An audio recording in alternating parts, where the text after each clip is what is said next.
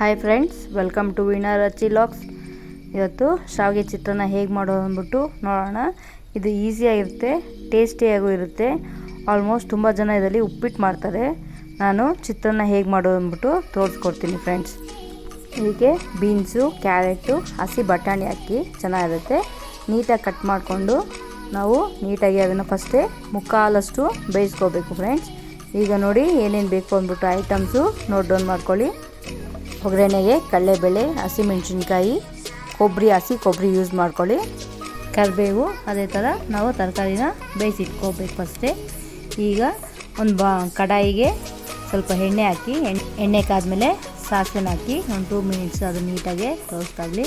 ಆದಮೇಲೆ ಕಡಲೆಬೇಳೆನ ಹಾಕಿ ನೀಟಾಗಿ ಒಂದು 2 ಮಿನಿಟ್ಸು ರೋಸ್ಟ್ ಮಾಡ್ಕೊಳ್ಳಿ. ನೀಟಾಗಿ ಅದು ಹಸಿ ಇರುತ್ತಲ್ವ, ಸ್ವಲ್ಪ ನೀಟಾಗಿ ರೋಸ್ಟ್ ಮಾಡ್ಕೊಳ್ಳಿ. ರೋಸ್ಟ್ ಆದಮೇಲೆ ಹಸಿಮೆಣಸಿನ್ಕಾಯಿ ನಾನೊಂದು 10 to 12 ಹಾಕಿದ್ದೀನಿ ನಮ್ಮ ಕ್ವಾಂಟಿಟಿಗೆ. ಹಸಿಮೆಣಸಿನ್ಕಾಯಿ, ಕರಿಬೇವಿನ ಸೊಪ್ಪು ಹಾಕಿ ನೀಟಾಗಿ ಅದನ್ನು ಒಂದು 2 ಮಿನಿಟ್ಸು ನೀಟಾಗಿ ಫ್ರೈ ಮಾಡ್ಕೊಳ್ಳಿ. ಅದು ಫ್ರೈ ಆದಮೇಲೆ ನಾವು ತರಕಾರಿ ಏನು ಕಟ್ ಮಾಡಿ ಇಟ್ಕೊಂಡಿದ್ದೀರಲ್ವ ಆ ತರಕಾರಿನ ಇದಕ್ಕೆ ಹಾಕಿ ಒಂದು 2 ಮಿನಿಟ್ಸು ನೀಟಾಗಿ ರೋಸ್ಟ್ ಮಾಡ್ಕೊಳ್ಳೋಣ.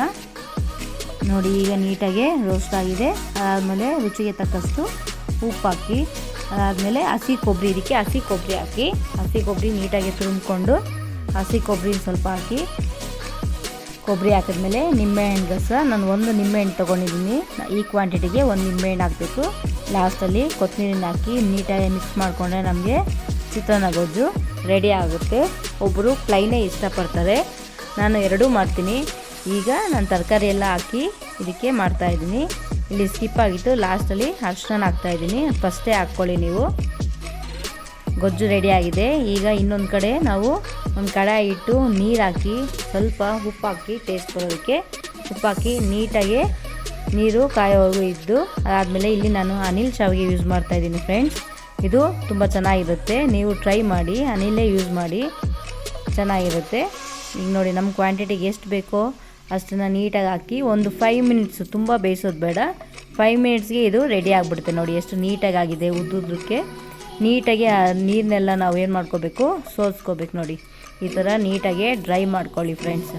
ಈ ಥರ ಡ್ರೈ ಮಾಡಿಕೊಂಡು ಲಾಸ್ಟಲ್ಲಿ ನಾವೇನು ಗೊಜ್ಜು ರೆಡಿ ಮಾಡ್ಕೊಂಡಿದ್ದೀರೋ ಆ ಗೊಜ್ಜನ್ನ ಮಿಕ್ಸ್ ಮಾಡಿಕೊಂಡ್ರೆ ನಮಗೆ ಶಾವಿಗೆ ಚಿತ್ರಾನ್ನ ರೆಡಿ ಆಗುತ್ತೆ ಫ್ರೆಂಡ್ಸ್.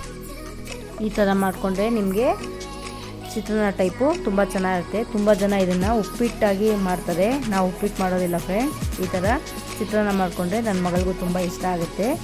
ನೀವು ಒಂದ್ಸಲಿ ಟ್ರೈ ಮಾಡಿ ಹೇಗೆ ಬಂತು ಅಂದ್ಬಿಟ್ಟು ಕಮೆಂಟ್ ಬಾಕ್ಸಲ್ಲಿ ಮೆನ್ಷನ್ ಮಾಡಿ. ನೋಡಿ ಫ್ರೆಂಡ್ಸ್ ಎಷ್ಟು ಉದ್ದುದ್ರಾಗಿ ಬಂದಿದೆಯಲ್ವ.